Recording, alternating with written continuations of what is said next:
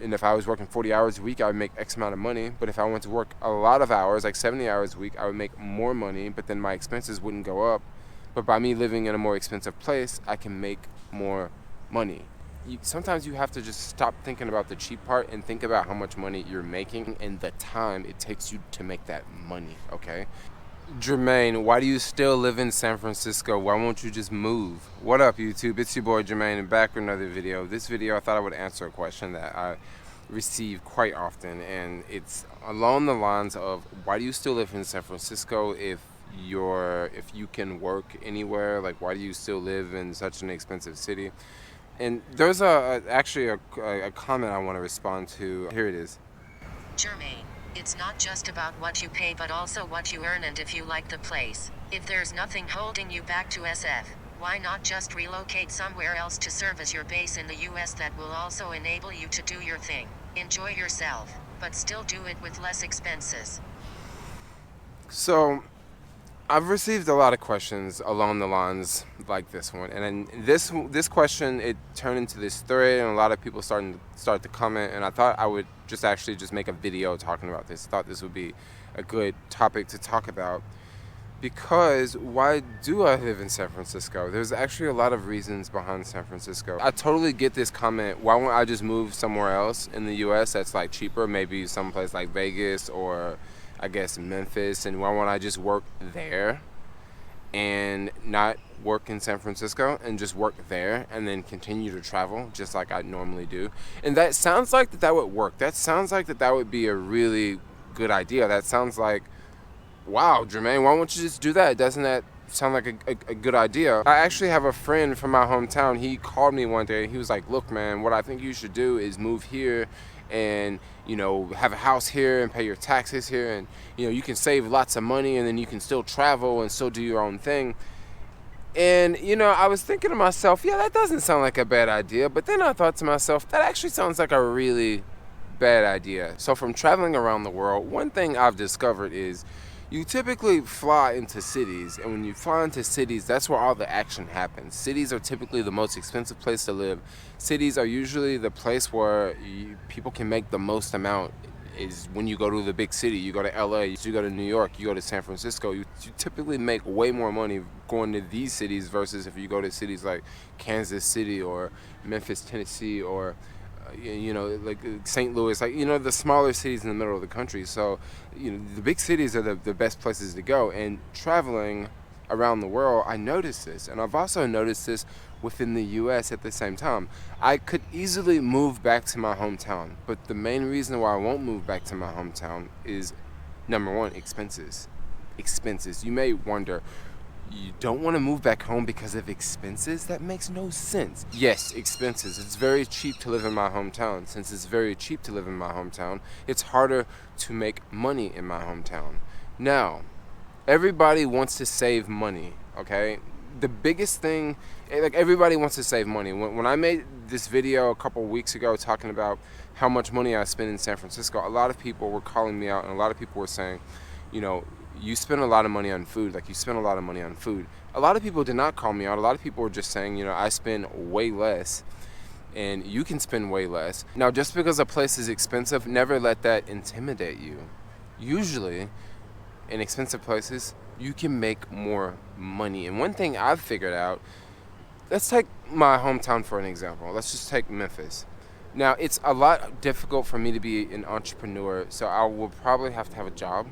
Okay, I just can't go on apps and make the same amount of money. Apps do exist in my hometown, but I just can't make the same amount of money. And, you know, driving for Uber, I'm not going to be driving people all day like I would be driving people all day in San Francisco.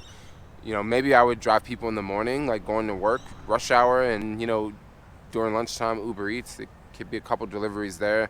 And then, you know, during the dinner rush and also, you know, the bar hours, maybe it would be a couple rides there, but I literally would not make nowhere near what I would make in San Francisco.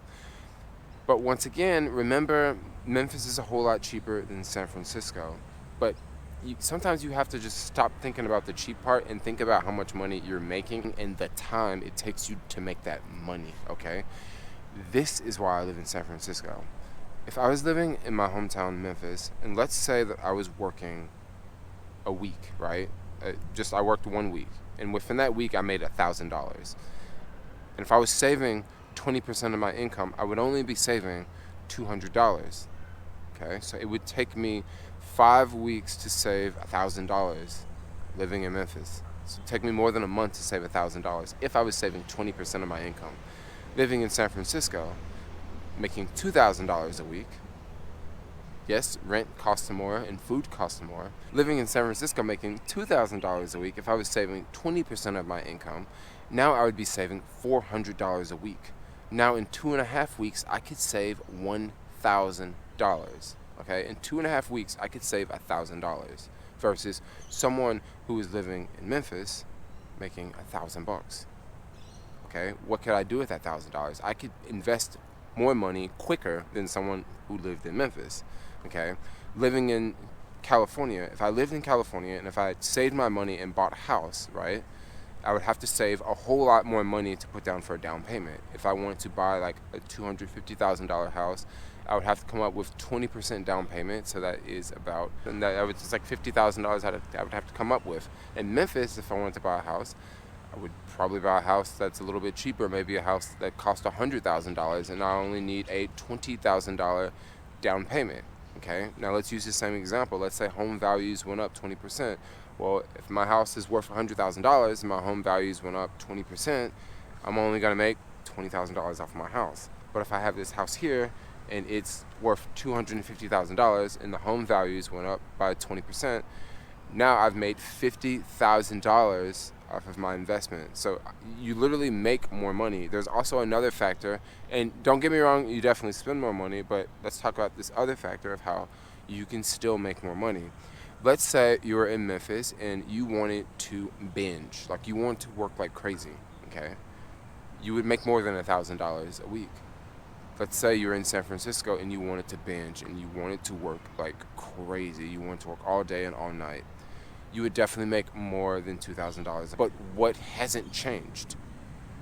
The price that you're paying for rent. Now, rent is going to cost a whole lot more in San Francisco, than what it would cost in Memphis. However, people typically live a whole lot different in cities versus outside of cities. And this is in every major city in the world.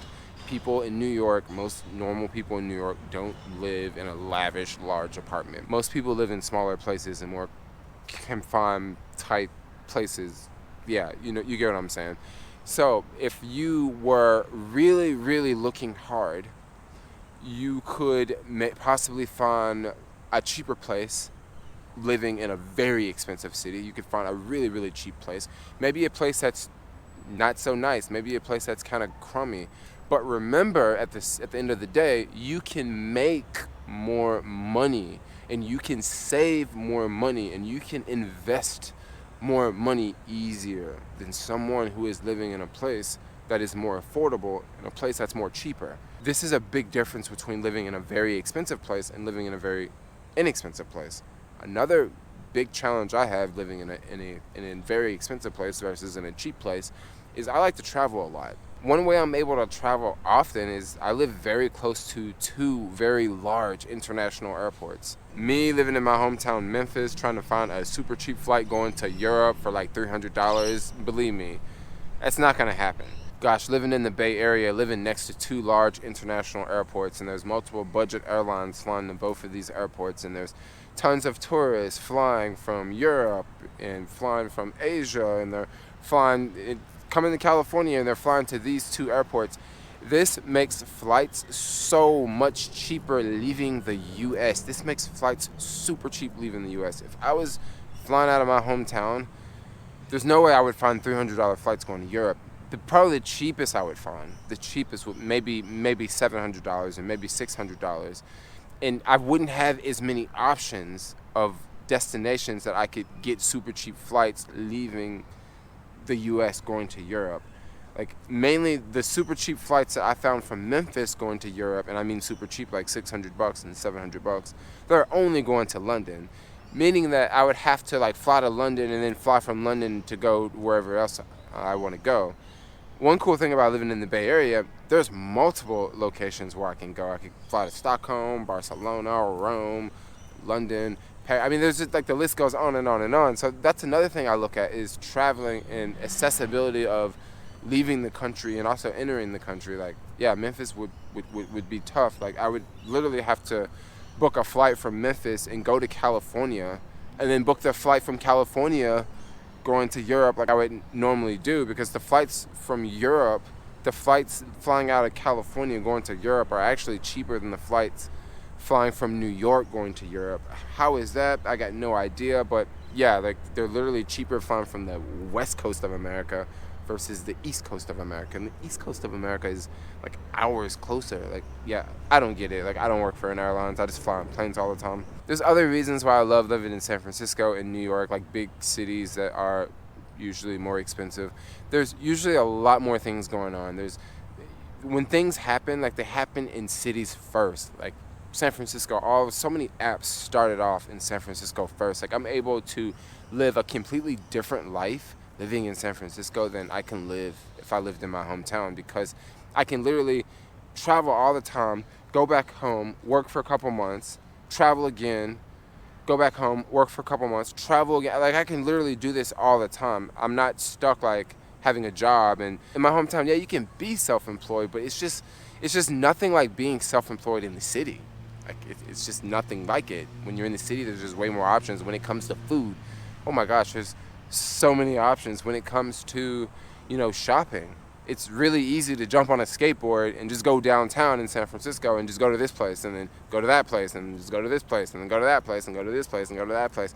It's just really fun. Like, I just really, really enjoy it. Probably will not live in the city forever. I think living in San Francisco is really great at this point in my life right now. I think maybe once I hit like 35 or 40, I'll probably look to move out of the city if I haven't like settled down in the city, if I haven't, got some like rent control spot or some chill, like if I haven't found like that perfect spot, like I probably will settle down outside of the city, especially when I'm not traveling as much. Traveling has a lot to do with it. And also when I talk about traveling, when I'm out traveling, if I go back to the US and stay for a month, I want to work in San Francisco because I can make the most in San Francisco. If I went back to my hometown and I stayed for a month, I'm not going to make as much money as I would make if I was in San Francisco. So it basically boils down to the amount of money I can make versus the time that I can work. If I was working a week and if I was renting a car for a week and if I was staying in an Airbnb for a week, that would be a set cost. And if I was working 40 hours a week, I would make X amount of money. But if I went to work a lot of hours, like 70 hours a week, I would make more money, but then my expenses wouldn't go up. But by me living in a more expensive place, I can make more money.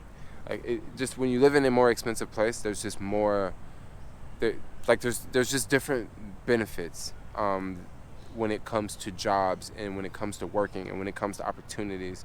This is one reason why I'm stuck, why I'm always in the city. And yeah, city life it's fun. It's not for everybody. It can be very fast paced. It can be very rushy. It can be very fast paced. It can be it can be lonely at times, because you constantly see everybody else doing stuff and you constantly see everybody else happy, and you may not be happy that day and you just may feel bummed out. And yeah, that's just how it is. But I think that can just happen anywhere, honestly. Yeah, but anyway, thought I would make a video going over this YouTube comment that I received, because I thought that, I thought it was a pretty interesting comment, and there was definitely a lot of comments in the thread. I'll put it back up on the screen here. You guys can pause it and read it if you want. But anyway, thought I would make a video. Thanks a lot for watching. Like, comment, subscribe, and peace out, y'all.